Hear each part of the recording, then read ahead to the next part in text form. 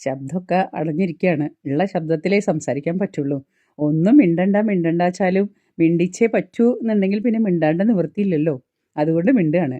പാലക്കാട് ആരൊക്കെയോ കാശ് കൊടുത്തുവെന്നോ കാശ് കിട്ടിയെന്നോ കാശ് പിടിപ്പിച്ചുവെന്നോ എന്തൊക്കെയോ പറയണ കേട്ടു. പക്ഷേ ഏതോ ഒരുത്തൻ്റെ വലിയ അതിബുദ്ധിയിൽ തുടങ്ങിയ ഒരു ചെറിയ കുബുദ്ധിയാണിതാണ് എന്ന് നമുക്ക് മനസ്സിലാക്കാൻ പറ്റി. എന്താണെങ്കിലും ശരി, പാലക്കാടിൻ്റെ മണ്ണിൽ താമര വിരിയും എന്ന് ഉറപ്പായപ്പോൾ ഏതോ ഒരുത്തിനും തോന്നിയിട്ടുള്ള എന്തോ ഒരു കൃമിക്കുത്താണ് ഇതെന്ന് വേണം മനസ്സിലാക്കാനായിട്ട്.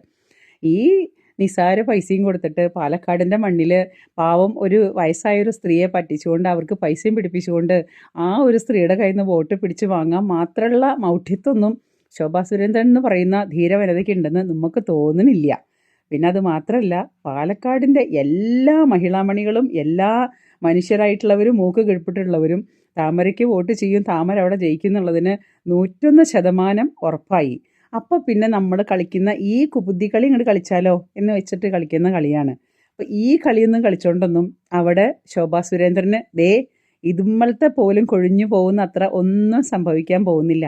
അത് ഇണ്ടി സഖ്യമായാലും ശരി, അത് മറ്റേ സഖ്യമായാലും ശരി, ഇവരുടെയൊക്കെ ഈ പറയുന്ന അതിബുദ്ധി, ഈ പൊട്ടത്തരുണ്ടല്ലോ, ഈ പൈസ പിടിപ്പിച്ചിട്ടുള്ളത്, അത് അവരുടെ സ്വന്തം എക്സ്പീരിയൻസ് ആണ്. കഴിഞ്ഞ കാലം അത്രയും പൈസ ഇതുപോലെ വോട്ട് ജയിച്ചതും വോട്ട് ജയിപ്പിച്ചതൊക്കെ ഈ പറയുന്ന അതിബുദ്ധി വെച്ചിട്ടാണെന്ന് ഇപ്പോൾ മനസ്സിലായില്ലേ. പൈസ കൊടുത്താൽ വോട്ട് പിടിക്കാന്നുള്ളത് കഴിഞ്ഞ 10-70 വർഷമായിട്ട് ഇവരുമാർ കാട്ടിക്കൂട്ടുന്നതാണെന്ന് ഇപ്പോൾ മനസ്സിലായില്ലേ. അപ്പോൾ അത് വെച്ചിട്ട് നമ്മൾ ഇറങ്ങാൻ കണ്ടിട്ടില്ല. എന്തായാലും ശോഭാ സുരേന്ദ്രൻ എന്ന് പറയുന്ന ധീര വനിത ഝാൻസി റാണി പുല്ലുപോലെ പുഷ്പം പോലെ അവിടെ പാലക്കാട് ജയിക്കും. അത് അറിഞ്ഞുകൊണ്ടാണ് നിങ്ങളിതൊക്കെ കളിക്കുന്നത് നമുക്ക് നന്നായിട്ട് അറിയാം.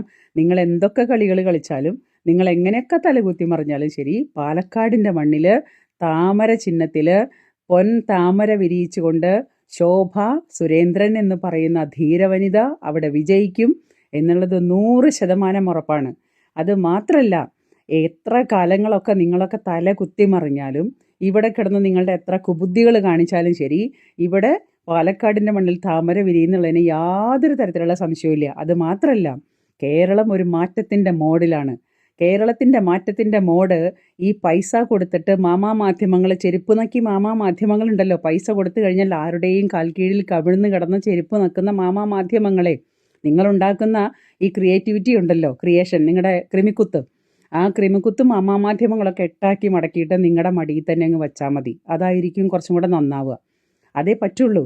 അതായത് മാധ്യമങ്ങളും ഈ കഴിഞ്ഞ 10-70 വർഷമായിട്ട് വലത്തേ കാലിലെ മന്തും ഇടത്തേ കാലിലെ മന്തും കൂടിയിട്ടാണ് ഈ പരിപാടി ക്രിയേറ്റ് ചെയ്തതെന്നുള്ളത് ഏത് മനുഷ്യരായവർക്കും മനസ്സിലാവും. അതുകൊണ്ട് നിങ്ങളുടെ കുബുദ്ധി ഒന്നും ജനങ്ങളുടെ അടുത്ത് വില പോകുന്നില്ല. അവരൊന്നും ഇത് കേട്ടിട്ട് ചാഞ്ചാടാനും പോകുന്നില്ല. ഒരു പ്രായമായ ഒരു അമ്മയുടെ കയ്യിൽ കുറച്ച് പൈസ ഇരുന്നിരുന്നു, അത് എവിടെ നിന്ന് വന്നു എങ്ങനെ വന്നു എന്നൊന്നും ഇതൊന്നും ആരെയും ബോധിപ്പിക്കേണ്ട ആവശ്യങ്ങളുമല്ല. ഇതൊന്നുമല്ല രാഷ്ട്രീയത്തിൽ നേർക്ക് നേരെ എന്നുള്ള പോരാട്ടത്തിൽ ജനസേവനത്തിന് വേണ്ടിയിട്ട് ഉപയോഗിക്കുന്നത് ഇതുപോലുള്ള കുബുദ്ധികളല്ല.